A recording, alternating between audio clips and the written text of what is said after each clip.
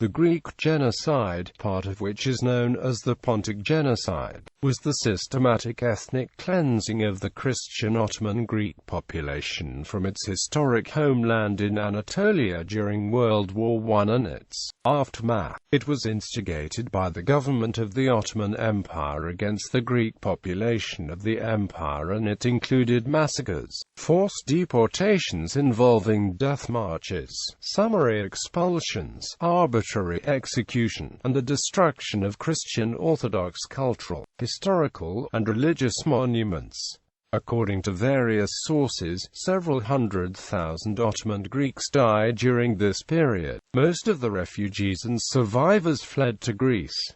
Some, especially those in eastern provinces, took refuge in the neighboring Russian Empire. Thus, by the end of the 1919-22 Greco-Turkish War, most of the Greeks of Asia Minor had either fled or had been killed. Those remaining were transferred to Greece under the terms of the later 1923 population exchange between Greece and Turkey, which formalized the exodus and barred the return of the refugees. Other ethnic groups were similarly attacked by the Ottoman Empire during this period, including Assyrians and Armenians, and some scholars and organizations have recognized these events as part of the same genocidal policy. The Allies of World War I condemned the Ottoman government-sponsored massacres as crimes against humanity. More recently, the International Association of Genocide Scholars passed a resolution in 2007 recognizing the Ottoman campaign against Christian minorities of the empire, including the Greeks, as genocide. Some other organizations have also passed resolutions recognizing the campaign as a genocide, as have the parliaments of Greece, Cyprus, Sweden, Armenia, the Netherlands, Germany and Austria. Background: the Greek presence in Asia Minor has been dated to at least the time of Homer, around 800 BCE. The geographer Strabo referred to Smyrna as the first Greek city in Asia Minor. Greeks referred to the Black Sea as the Xenos Pontos, or hospitable sea, and starting in the 8th century BCE they began navigating its shores and settling along its coast.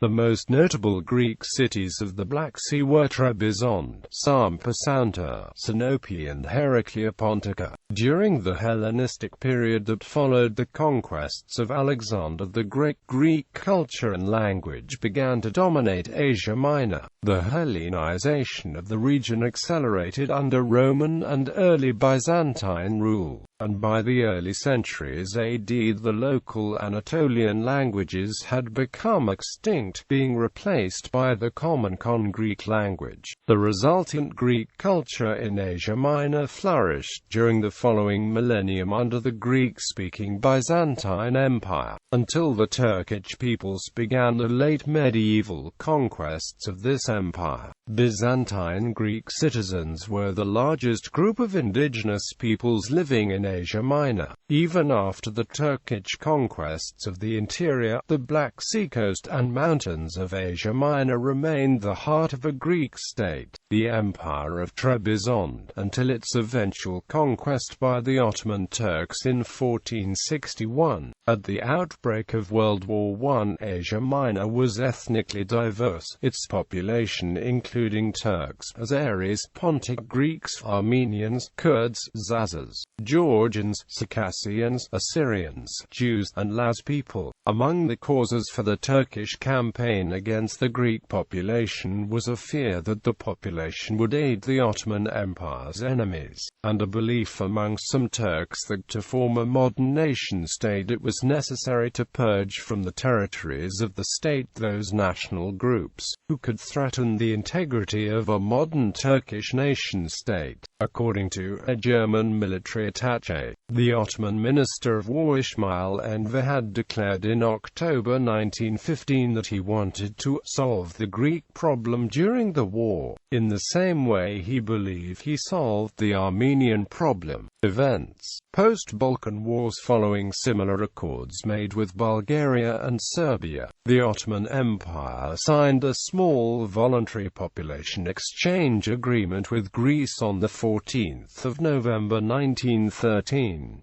Another such agreement was signed 1 July, 1914 for the exchange of some Turks of Greece for some Greeks of Aydin and Western Thrace, after the Ottomans had forced these Greeks from their homes in response to the Greek annexation of several islands. The swap was never completed due to the eruption of World War I. This Ottoman pattern, using a population swap to permanently formalize a population removal that had already been conducted, would be repeated with the population exchange between Greece and Turkey, which formalized and made permanent the preceding exodus of Asia Minor Greeks occasioned by the Greek genocide. Beginning in the spring of 1913, the Ottomans implemented a program of expulsions and forcible migrations, focusing in Greeks of the Aegean region and eastern Thrace, whose presence in these areas was deemed a threat to national security. While discussions for population exchanges were still conducted, special organization units attacked Greek villages, forcing their inhabitants to abandon their homes for Greece, being replaced with Muslim refugees. The Ottoman government adopted a dual-track mechanism, allowing it to deny responsibility for and prior knowledge of this campaign of intimidation, emptying Christian villages. Such an incident took place in Fascia on 12 June 1914, a town in western Anatolia 25 miles northwest of Smyrna, where Turkish irregular troops destroyed the city, killing 50 civilians and causing its population to flee to Greece. The involvement in certain cases of local military and civil functionaries in planning and executing anti-Greek violence and looting led ambassadors of Greece and the great powers and the Patriarchate to address complaints to the Porte, in protest to government inaction in the face of these attacks and to the so-called Muslim boycott of Greek products that had begun in 1913. The Patriarchate closed Greek churches and schools in June 1914. Responding to international and domestic pressure, Talat Pasha headed a visit in Thrace in April 1914 and later in the Aegean to investigate reports and try to soothe bilateral tension with Greece. While purporting that he had no involvement and knowledge of these events, Talat met with Kuşkubasi Esref, head of the cleansing operation in the Aegean littoral, during his tour and advised him to be cautious not to be visible. In the summer of 1914, the special organization, assisted by government and army officials, conscripted Greek men of military age from Thrace and western Anatolia into labor battalions in which hundreds of thousands died. Sent hundreds of miles into the interior of Anatolia, these conscripts were employed in road making, building, tunnel excavating and other field work, but the numbers were heavily reduced through either privations and ill treatment or by outright massacre by their Ottoman guards. The policy of persecution and ethnic cleansing was expanded to other regions of the empire including Pontus, Cappadocia and Cilicia. The forceful expulsion of Christians of western Anatolia, especially Ottoman Greeks, has many similarities with policy towards the Armenians, as observed by U.S. Ambassador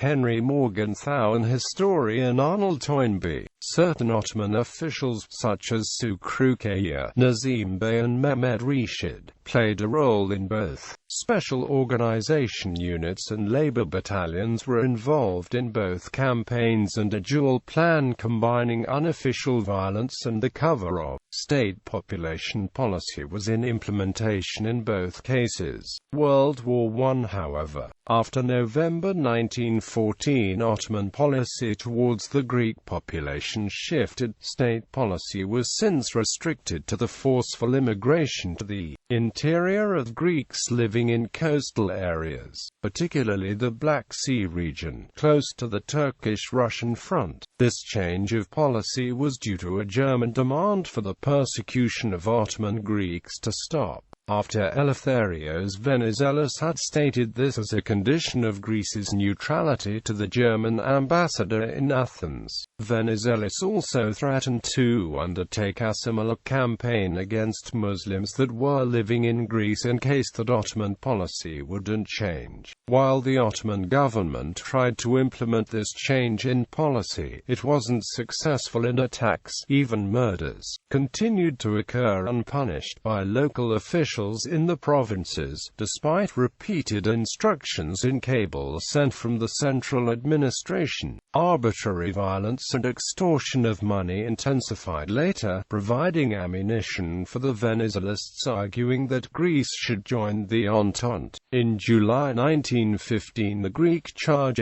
d'affaires claimed that the deportations cannot be any other issue than an annihilation war against the Greek nation. In Turkey, and as measures hereof, they have been implementing forced conversions to Islam, in obvious aim to, that if after the end of the war there again would be a question of European intervention for the protection of the Christians, there will be as few of them left as possible.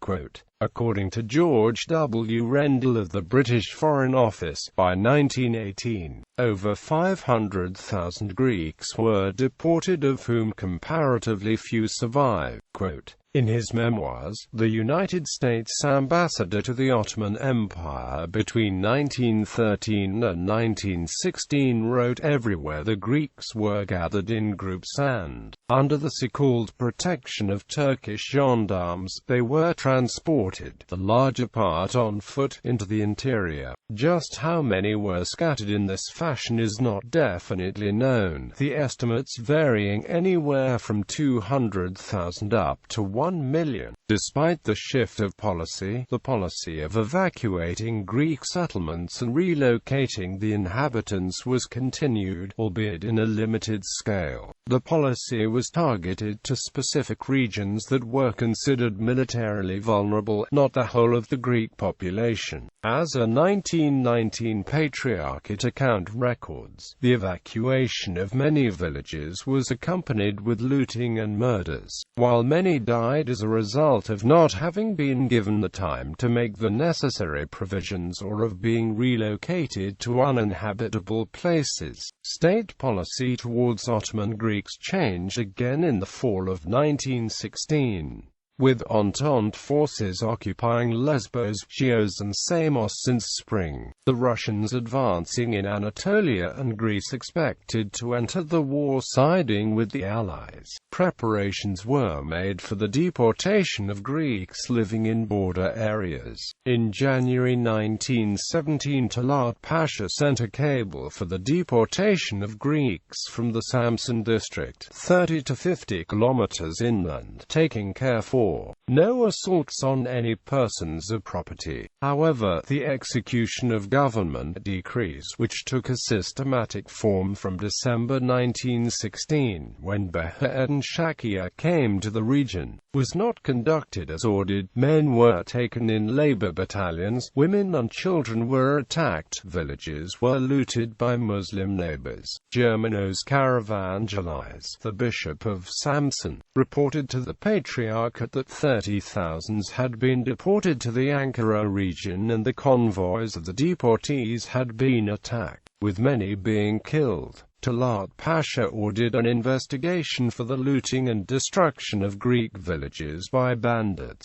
Later in 1917, instructions were sent to authorize military officials with the control of the operation and to broaden its scope, now including persons from cities in the coastal region.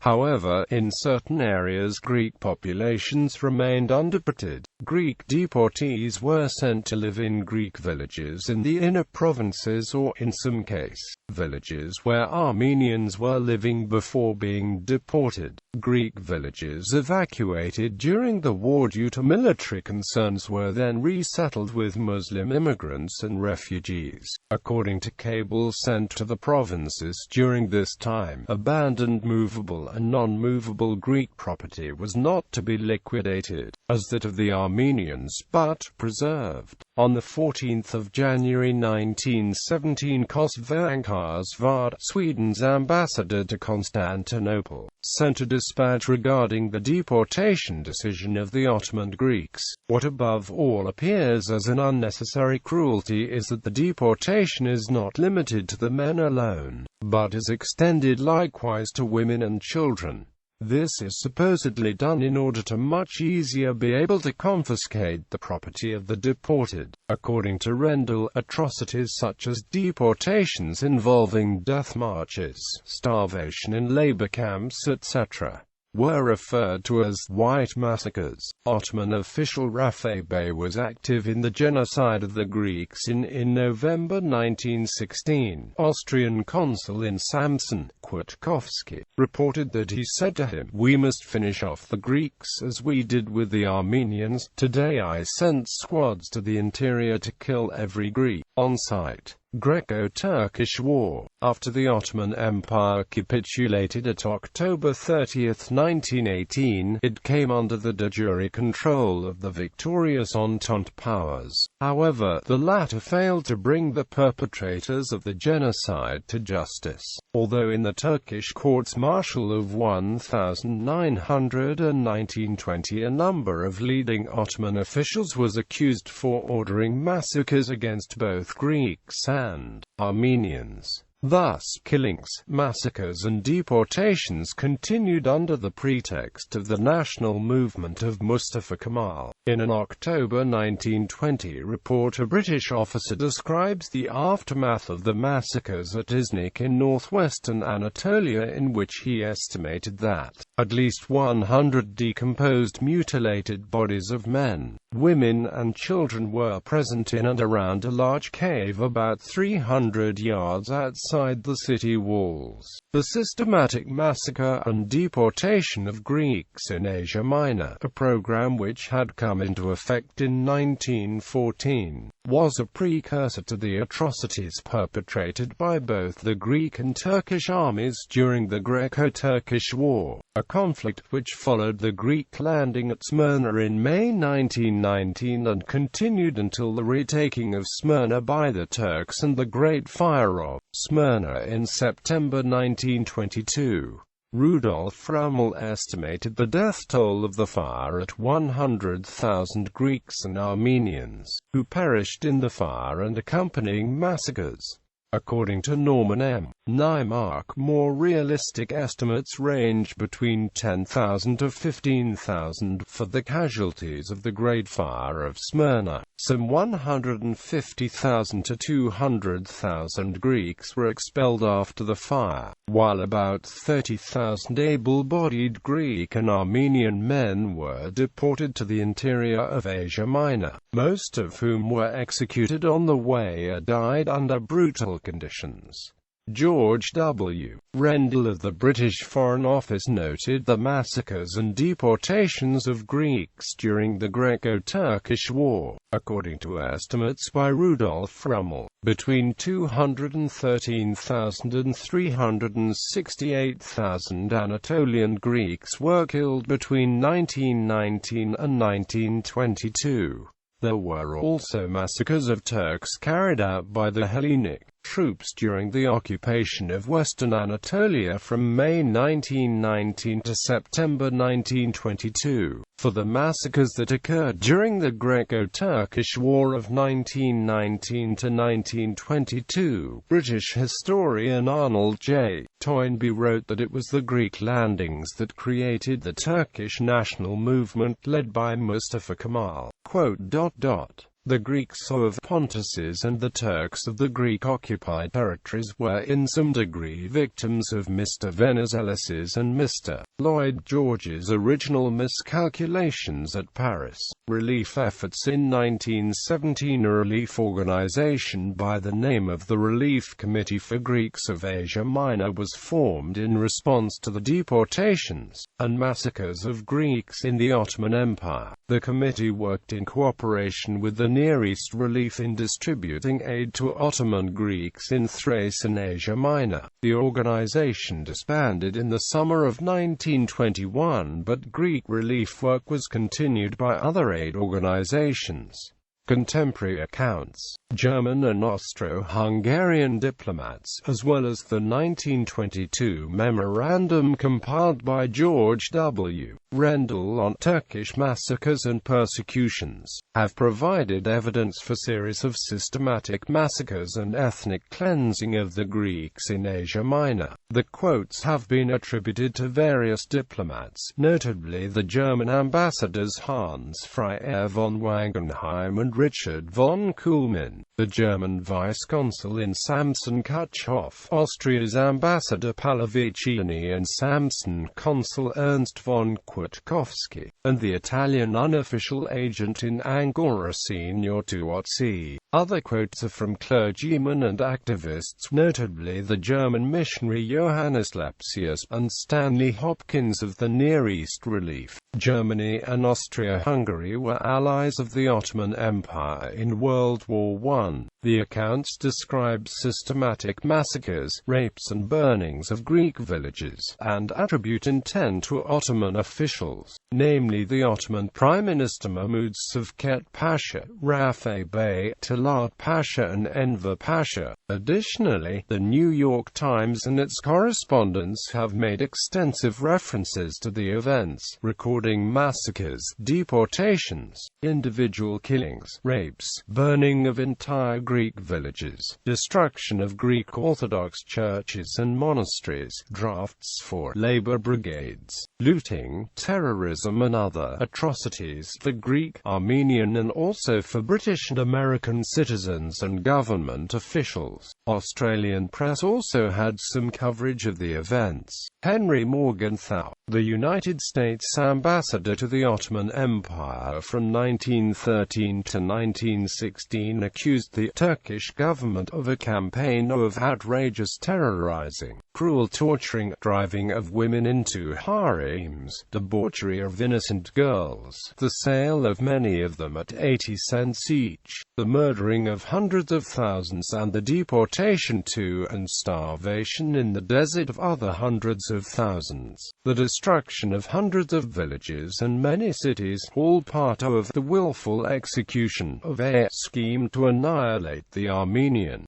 Greek and Syrian Christians of Turkey. Quote, however, months prior to the First World War, 100,000 Greeks were deported to Greek islands of the interior, which Morgenthau stated. For the larger part these were bona fide deportations, that is, the Greek inhabitants were actually removed to new places and were not subjected to wholesale massacre. It was probably the reason that the civilized world did not protest against these deportations.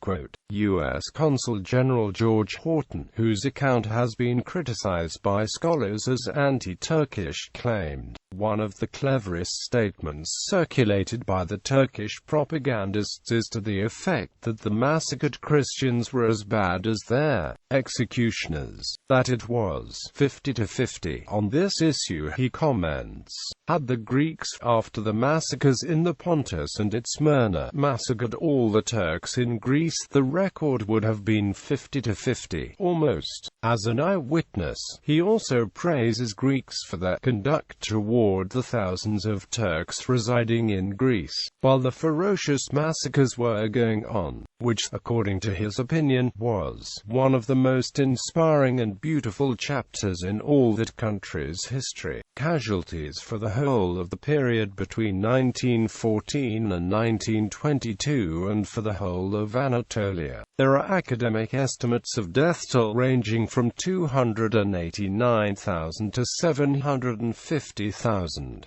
The figure of 750,000 is suggested by political scientist Adam Jones. Scholar Rudolf Rummel compiled various figures from several studies to estimate lower and higher bounds for the death toll between 1914 and 1923. His estimates ranged from 289,000 to 459,000 deaths in the Greek genocide throughout this period. Historian Constantine G. Demetrio writes that loss of life among Anatolian Greeks during the World War I period and its aftermath was approximately 735,370. Some contemporary sources claim different death tolls. The Greek government collected figures together with the Patriarchate to claim that a total of 1 million people were massacred. A team of American researchers found in the early post-war period that the total number of Greeks killed may approach 900,000 people. Edward Hale Bierstadt, writing in 1924, stated that, according to official testimony, the Turks since 1914 have slaughtered in cold blood 1,500,000 Armenians and 500,000 Greeks, men, women and children, without the slightest provocation.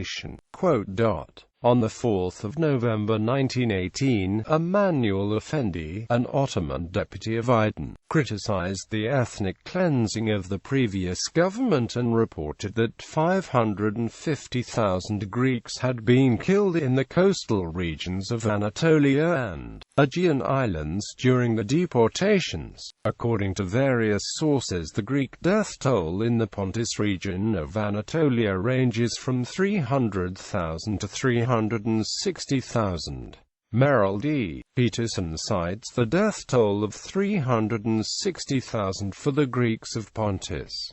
According to George K. the Valavanis, the loss of human life among the Pontian Greeks since the Great War until March 1924 can be estimated at 353,000. As a result of murders, hangings, and from punishment, disease, and other hardships. Aftermath. Article 142 of the 1920 Treaty of Chevreuse, prepared after the First World War, called the Turkish regime terrorist, and contained provisions to repair so far as possible the wrongs inflicted on individuals in the course of the massacres perpetrated in Turkey during the war. The Treaty of Chevreuse was never ratified by the Turkish government and ultimately was replaced by the Treaty of Lausanne. The treaty was accompanied by a declaration of amnesty, without containing any provision in respect to punishment of war crimes.